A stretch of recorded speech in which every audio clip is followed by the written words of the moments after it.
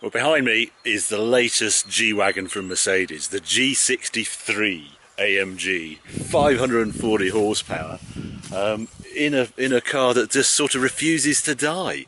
I can remember when it actually first came out. Yeah, I am that old. 1979 it first appeared, and it was a Land Rover Defender sort of rival. And so over the years it's morphed into this Uber wagon, this crazy on drugs AMG monster. AMG was saying that now 40% of sales are AMG versions. This is, as I say, G63. There is an even more bonkers one now in the range, which they finally put into production. It used to happen behind the scenes, the G65, the V12 version. Today we're going to play with the G63, which is the mere 540 horsepower one. But it's still about 137,000 euros over here, and the V12 one is twice the price, about 260,000 euros. Not going to see many of them, but what a bonkers machine this is. It's extraordinary how the design has sort of stayed the same. Still got those strange indicators sort of sitting on top of the wings, the sort of Defender-like bonnet that just flips up from the front.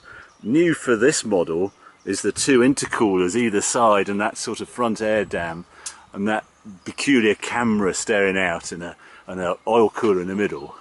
I mean, it does sort of look cool, but if you've been staring at something for 30 years you sort of get to like it. I have a love-hate relationship with this car. I should really like it. I'm a lover of Range Rovers and I can, you know, absolutely see them. But this is peculiar because it's so expensive, but it's so utilitarian at the same time.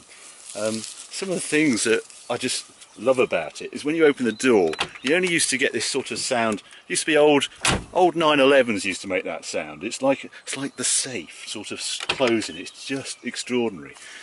Inside, they've really updated the cabin. It's got all the latest dash on it, the new sat-nav systems, and those peculiar row of 3 diff locks. And that's the bit that really differentiates this car, because it's still got mechanical diffs, because underneath, that bit hasn't changed. It's as antique as it was when it came out in 1979. There's not many cars I show you underneath, but on this one, we're going to have a little look, because you will not see suspension like this or anything other than a Land Rover Defender. There you are, big live axle, a big swivel joint on that wheel you see there, and then you go back and you see the ladder frame, and then at the back that diff hanging down, because yes, there's another live axle at the back. It really does compromise the handling on it, but it's sort of, it's also, so it's quite fun that it's actually managed to survive this long, and AMG have managed to bring it into the modern era, and it's got airbags and all the rest of it. It really shouldn't still be around at this day and age with this sort of spec. Have a look round at the back, see what we can see. Here, fuel tank right there, and there's the diff. Again, it sort of shows its age. Oh, the weight of it. And sort of, you know, when was the last time you see a catch like that on a £137,000 car? You see just a bench seat in the back and not a lot of room, but it's got a couple of those poking out on either side, and that's sort of why we love it. Also got 20-inch wheels now, and you can spot the latest edition by those rather nice, rather fetching red calipers. Yeah.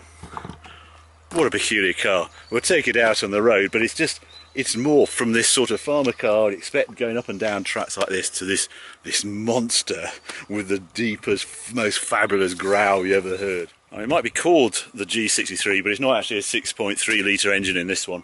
It's a 5.5 litre twin turbo engine. It sort of does fill the engine bay, as you can see. I think they used to come out with a 4-pot diesel at one stage, but now a monster V8, and if you look down there you can just see the turbos hiding. So twin turbo either side, ECU sit in the middle. There's nothing really to see under here, just a little bit of water goes in there, and the ECUs. It seems a peculiar place to put them, right in the middle of the engine, but apparently that's a very stable place to put them, but you'd think they'll just overheat. What a wagon. Anyway, let's see what it's like on the road and expect a few surprises.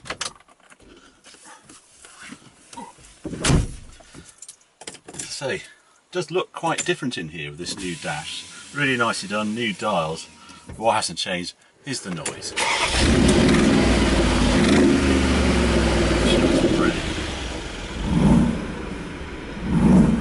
Listen to that. They do good engines at Mercedes AMG.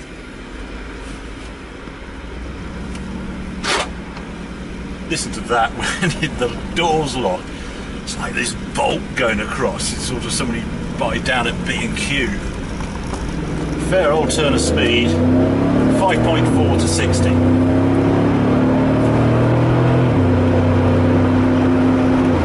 Going because it's still a 2.5 ton car. This, so it's not quite as heavy as the Range Rover Sport, but then again, not many things are. Cruising around, they've really tried to insulate you from the sort of wind noise you used to get in them. Still does feel agricultural.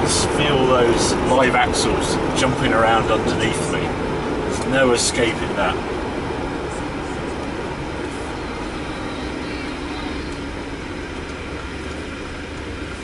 Just the bit that gets me on this car is the price. I keep thinking I'm in a €137,000 car.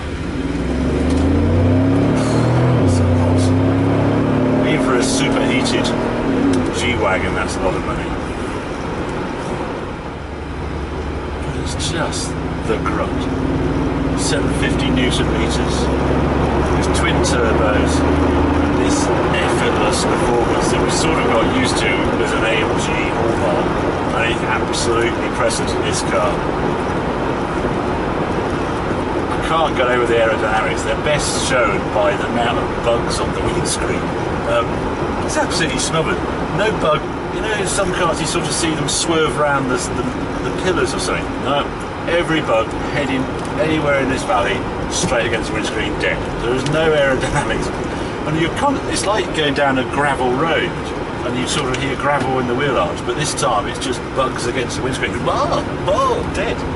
It's just endless bugs against the windscreen. And the other funny thing with the windscreen is it's absolutely flat.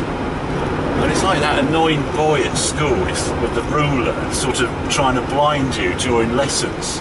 And you sort of notice that you're doing it to people in front of you, or you simply see a reflection on the window side. It's just the right angle to be really annoyed if the cars that you're following, because it's just like a mirror. It is a balmy car. And in most cars, you sort of look at sports cars, you sort of look forward to a series of bends, but in this car, this G63 just cannot cope with a road like this. I've got the ESP off, but even then, it still wants to come in, and God, it can understeer for Germany. It will not let me power through. I've got my foot flat down, won't let me do it. Come up to that bend, change down, just throw it in. Oh, the ESP, you feel it grab, it just will not let you power through the bend. There's some evil things going on underneath, but oh dear, I've got flat out, I'm flat out. Oh, then we'll dive into here. Oh, ESP comes in. Oh no, flat out, won't let me power out. Understeer around. God dear, it's horrendous on a road like this. There's some great points to this G63, but you'd never take it down a challenging road and have fun. It's just not that sort of car. Oh dear me. No, that is the worst bit of road for this car. It does not do the so-called twisties at all. This thing might be shaped like a breeze block, but 540 horsepower sort of deals with that. We're on the Autobahn now. Yeah, it copes a lot better here. It's much more in its comfort zone. But there's like a gale outside when you put your foot down. How noisy is this? It soon gets up to its limiter. And there we are, we're into the limiter. Extraordinary speed for something this shape. Just sitting on its limiter at 212. Quite amazing. You sort of think what's underneath and it sort of gives you the shudders of doing that sort of speed, but yeah, Mercedes are masters cars, it's a monster car. It's just not a very sensible one. The power of this thing, there we are, 150 kilometres and we're away. 75, 182, 190, 200. Just unreal. It's a bonkers car, and then we're straight to the limiter at 210. Yeah, it's pretty special on the autobahn. But the fuel consumption, yeah, I think even if you distilled your own petrol, you might think, oh, it's a bit thirsty. 30 miles an hour. You don't see many Defenders rocking around at 130 miles an hour. Drop one off the cliff.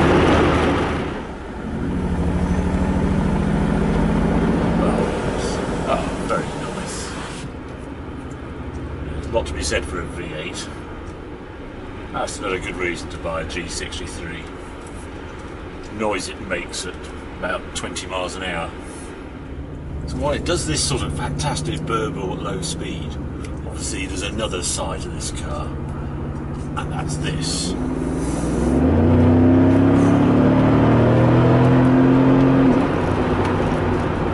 Yeah, bends are a bit more open, yeah, it's better behaved, but it still really doesn't like this sort of road.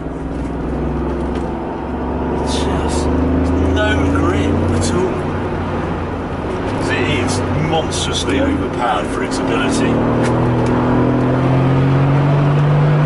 That's sort of good. Get it straight away. It is fast. Will I be queuing up to buy it? No. But I'll sort of be looking in the classifieds in 5 years' time, hoping to spot one that I could sort of buy at 40,000–50,000. It's not really a car, it's a toy, and it's a very, very good toy. So yeah, G63, monster horsepower, a bit rubbish, but massive fun.